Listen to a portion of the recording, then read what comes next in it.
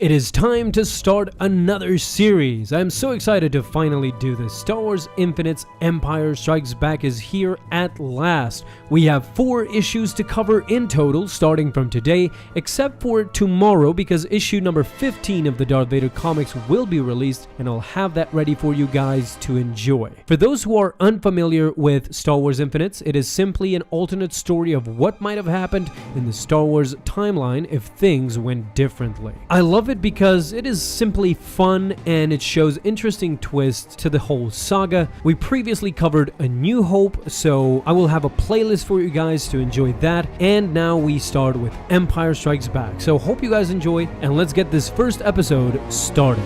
It is a cold, harsh day as Commander Skywalker is patrolling the area. In fact, his Tauntaun had smelled something that he wanted to investigate.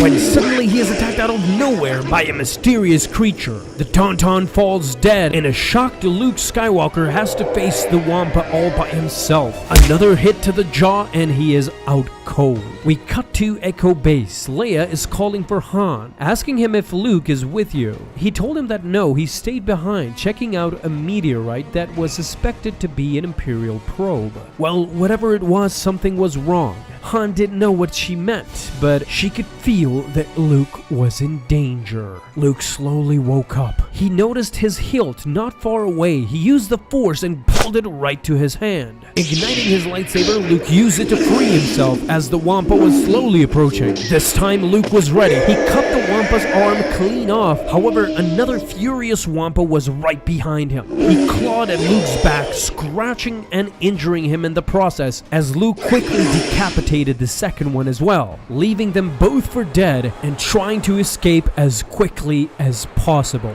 The harsh cold was getting to him, injured beyond the capacity to move. Suddenly, he hears a familiar voice. Luke, you will go to the Dagobah system.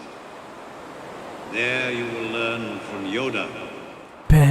Ben, he whispers, but nobody listened. Someone was approaching. It was Han Solo. He yelled out, "Luke, hang on, kid." But Luke was totally delirious. The Dagobah system. You must go to the Dagobah system. Find Master Yoda. Train as a Jedi. Luke knew that his last breath was approaching. Ben, he told me. Han implored Luke, "Don't do this, buddy. Come on, give me a sign here." Urgently, Luke grabbed Han. "You must go to Dagobah." Those were the last words that Luke would say. He ended up dying right then and there in the arms of Han Solo. The next morning, the fighter patrol was here. They called out to Commander Skywalker, however, Solo answered. He told him that he is fine, but Luke is unfortunately dead. Later on, everybody gathered. They paid tribute to Luke Skywalker. He was loved by all those who knew him, and his contribution to fight against galactic tyranny was without measure. He will sorely be missed. Han approached Leia. He told him that he is sorry. He did everything he could, but between the wounds and the cold, it was no use. Leia asked before he died, did he say something? Well, Han went on to explain. He is supposed to go to Dagobah and find someone named Yoda. He told her that he is now supposed to train as a Jedi.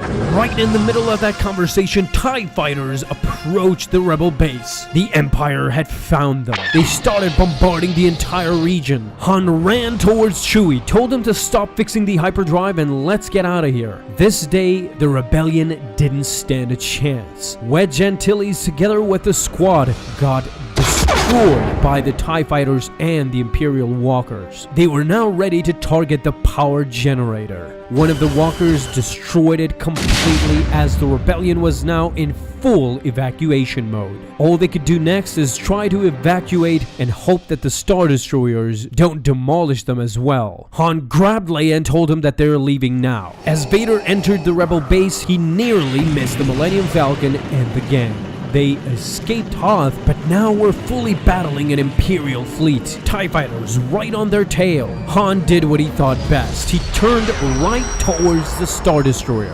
went right for it. As it flew overhead, the ship disappeared from their scopes. There is no trace of the Millennium Falcon. The captain just went on to assume that they jumped into hyperspace. But Han had attached himself to the back of the Star Destroyer. All they had to do now is wait.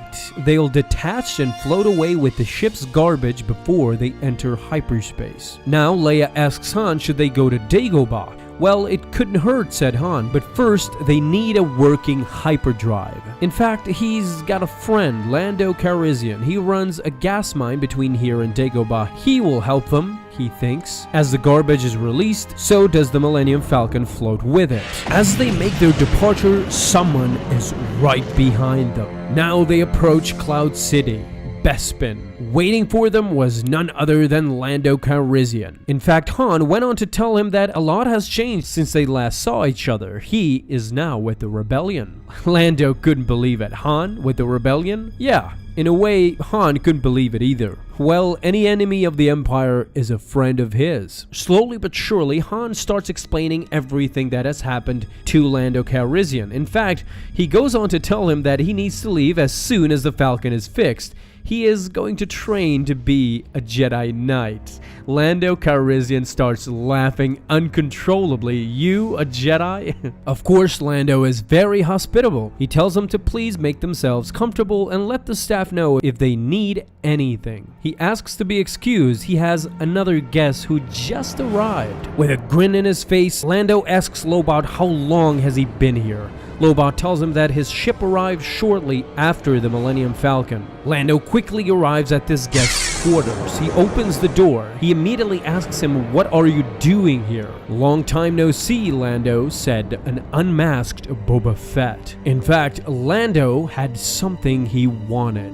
Unfortunately, guys, this is the end of issue number 1, Star Wars Infinites, Empire Strikes Back. I know I hate cliffhangers as much as the next guy, but we will have to wait until tomorrow for issue number 2. Hope you enjoyed this one. If you did, leave any comments and any thoughts that you have about this issue down below in the comments. Now, yeah, apart from Luke dying and Han thinking that he will be a Jedi Knight someday, this issue isn't really different or apart from the movie, but for those of you who have read issue number 2, you know that this is just starting to ramp up and get to crazy proportions. I have no doubt that this will be a great series and you guys will love it. So thank you guys so much for supporting the channel. Thank you so much for watching this video. I love you guys. I will see you tomorrow again, my Star Wars fans. And until then, may the Force be with you always.